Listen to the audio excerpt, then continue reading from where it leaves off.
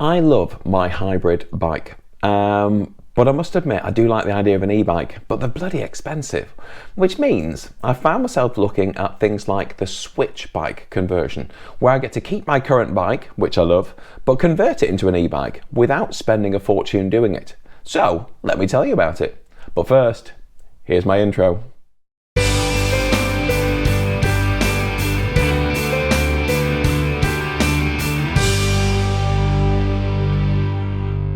Now, you may well have heard of the Swytch conversion. It's been covered on things like the Gadget Show and quite a few online gadget sources. And I must admit, that's where I first saw it, and I was quite intrigued by it. So normally when you're buying an e-bike, realistically, you're probably shopping for about £2,000 up to any kind of amount, until you can probably buy a moped or an actual motorbike at that point. But anyway, I didn't want to spend that kind of money. And I said I like my bike for a number of reasons. One, it served me really well for quite a few years. It's nothing special. It wasn't super expensive. I just really like it. And crucially, I don't know about you, but I don't want to fill my garage with lots and lots of bikes. I know there's plenty of people do, and kudos to you, cool. I don't want to do that. So I wanted something that was a little bit different. So when the Swytch conversion, I spotted it online, that seems to fit the bill. So what you do, in a nutshell, is the kit contains a new front wheel. So you take the wheel off your existing bike and you put the new one on. I'll show you that in a minute. And then connected to that is a battery that powers it, because inside the hub of that wheel is a 250 watt motor, which is powerful enough. And if you look at some electric bikes, it seems to be fairly standard. And then you've got a little sensor that goes around the actual pedals, which is a cadence sensor. So basically it senses how quickly you're turning the pedals. And that then drives sends a signal to the battery, which then sends a signal to the motor, which then powers it. And so it allows you to go to kind of keep your existing bike, but by swapping out the front wheel, it goes from one wheel to two-wheel drive, which is pretty cool. Bit weird, if I'm honest, and a little bit scary on some bends if it looks a bit slippy, because you're not used to a power going through that front wheel. You're used to just rolling around it. So I've been riding quite cautiously, I have to concede. But on the whole, it's a brilliant idea. So let me take you through, first and foremost, how it works, and I'll show you some examples and let you know what I think of it. Okay, so here is my bike. Apologies, by the way, I'm outside and it's really windy, but I'm using a wired mic in the hope that it reduces the wind noise. But let me show you around the Swytch kit. I've put these bungee cords on just to try and keep my handlebars straight-ish when I start working the motor, because it does tend to be quite powerful. It makes the handlebars swing to the side. So let's start with the most important bit, the front wheel. So when your kit arrives, it will contain the wheel, the battery, the mount, and the sensors that go near your pedals. So if I'll start with the main bit, which is the wheel. So inside here is a 250 watt motor, so right in the hub there, and that's what powers the actual bike. So out the back I had a black wheel, and when I ordered the Swytch kit I went for the silver wheel. Honestly, because the black kit I think was an extra £25 or something, and I didn't think it was worth it. Maybe it was less than that, but I just didn't think it was worth it. And the silver's fine. So you take your tyre and your inner tube off your existing bike, put them onto this new wheel. My disc brake simply unscrewed off my old wheel and really straightforwardly screwed onto the new one. It came with the nuts and everything, so it really was the bolts, sorry, so it really was straightforward to fit. So once that's on, goes in your forks. You might have to use some spacers, but everything that you need comes in the box. Then the power cable comes through here, so it's part of the hub, and then you just attach it to your fork, and then you've got the plug here, so this is where you'd actually connect it to the battery. Again, it comes with lots and lots of these little clips, so you can just strap it on. If you've got suspension like I have on the front here, then just leave a little bit of slack, and then just again connect it up here. I just need to trim that, and all of that then leads up to essentially kind of where the power is distributed and all the work is done. So this mount here, you've got power coming. You've got the cable coming in from the wheel. You've got the cable coming in from the cadence sensor, which is by the pedals, which I'll show you in a minute, and then you've got some optional stuff that you can choose to use. So that includes things like if you want to use the accelerator. So you can have a twist throttle accelerator like a motorbike, or a push button one that you use with your thumb. In the UK we are not supposed to have accelerators if you're using it on public roads, and I didn't bother. I must admit I think it'd be quite cool, but I didn't bother. So the top of this unit, if we come around the front here, you can see that you've got the connections, and then it just straps around the top of the handlebars and is supported by its own weight. So you've got a strap when you're connecting this here that goes underneath to stop this being pulled too far down, and then you tighten the bolts and you tighten the strap accordingly so it's in the right position. I'll put the battery on in a minute just to show you. So this cable then comes down here for the cadence sensor. So if we follow it down, like I said, I've just pinned it to the frame, and then you get to the sensor, which is here. So within your pack you've got this and the various bits to be able to mount it, and you can elevate it just a little bit away from the frame, and also you get this, which is the all-important sensor. These are magnets, and so as you rotate the wheel, those magnets then pass the sensor, which is here. So there's no battery on at the minute, so you won't see the light flash, but that light would flash with every single rotation, and so it tells the computer within the Swytch system just exactly how fast your feet are moving. And this is important because you've got to bear in mind this motor is driven by, or the speed of it is dictated by, how fast your pedals are moving. So for example, if you're in a really low gear and you are pedaling like mad, then the motor is going to support you. However, if you're in a really high gear and your feet aren't moving that quickly, the motor's not going to do that much, which is fine because that's probably not the time you need it. It's going to be most useful going up a hill when your pedals are going nuts. So let me grab the battery and then we'll put that on. So this is the battery, and as you can see in terms of scale of my hand, it's not super big, but at the same time it's also not tiny. I think they might be working on a smaller version at the minute actually, because they sent a little teaser postcard through. So behind here you've got where you plug in your charger, and there is a main switch. You can unzip it if you like and open it, in which case you'll just find it's full of batteries.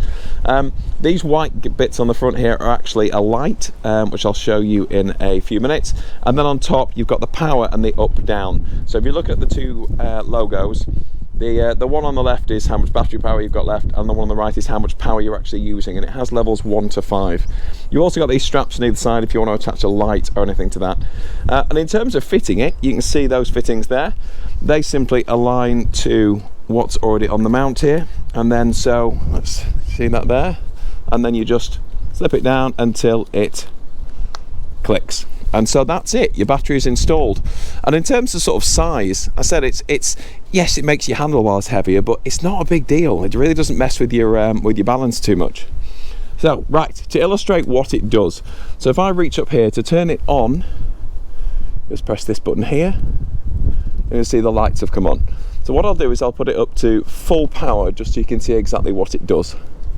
Right, okay, so back down here where the action happens. So you're sat there, you're riding along, obviously you're driving the rear wheel through your normal chain and derailleur system, and when you start turning the pedal at the front, turning the pedal, you see the red light on the sensor there starts to flash because the magnets are going past, and that in turn activates the motor.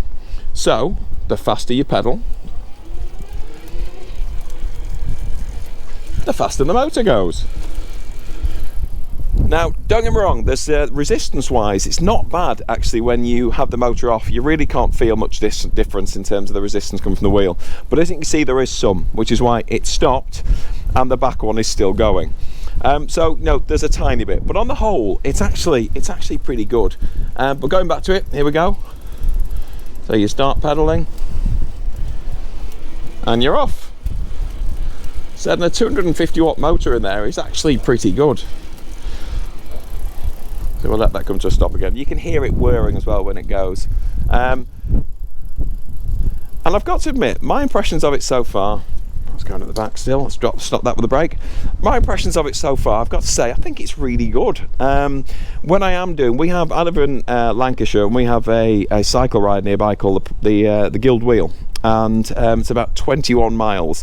And there's some really steep hills, and I used to do it every week, and I must admit I need to get back into it, but I normally would average about an hour and 35 minutes to do the run, and I did it on this, having not ridden it for quite some time, and did it in just over an hour and 15 minutes, and it didn't feel like it really made that much difference, but evidently it did, particularly on the steep hills.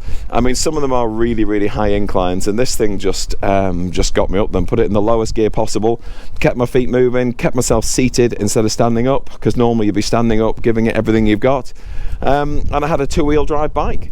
the back wheel was helping support and the front wheel was pulling me up, and between them I got right the way to the top, and I said it's quite a climb without stopping at all, which was spectacular. So must admit I'm quite impressed with it.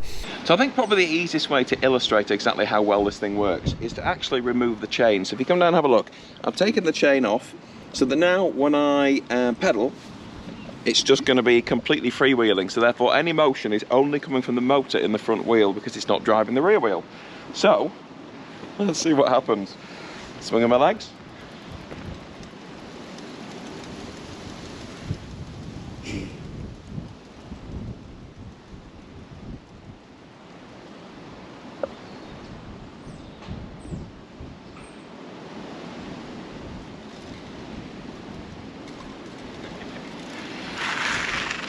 As you can see, it doesn't hang about either.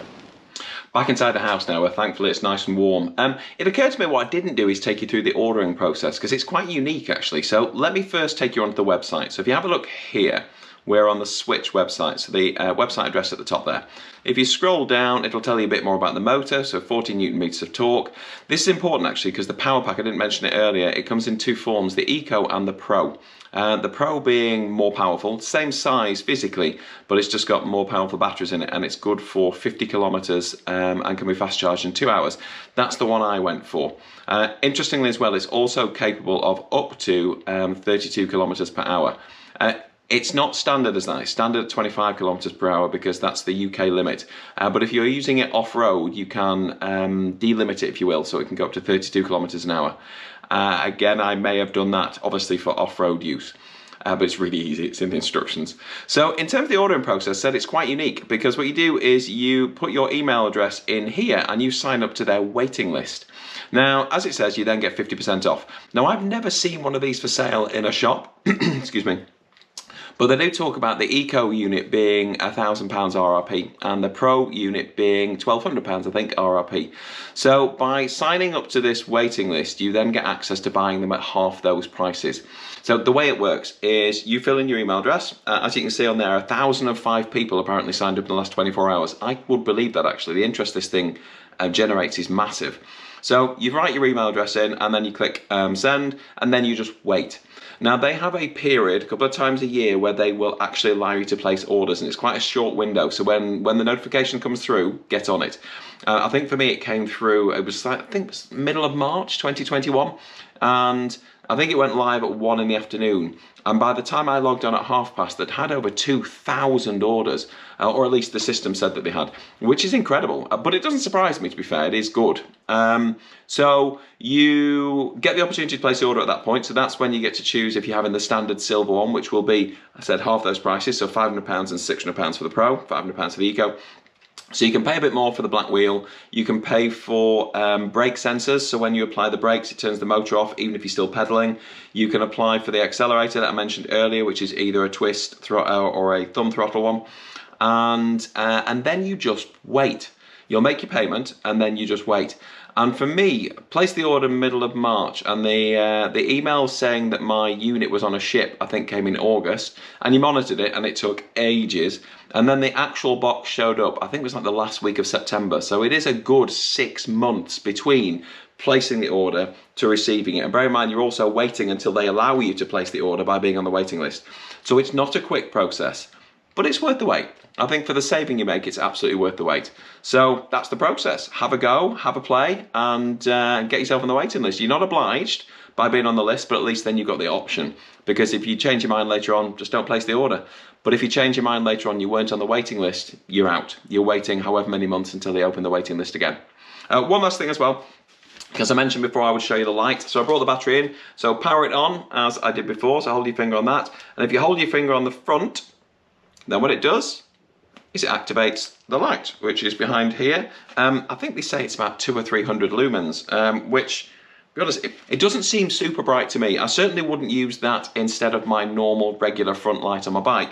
But at the same time, if you want people just to be able to see you coming, then it's better than nothing. Thanks, guys. Hope this is useful. Obviously, please like and please do subscribe. I want to get those subscribers numbers up. I'm dreaming of 1,000. It'd be great to get there. Thanks again for your support. Bye-bye.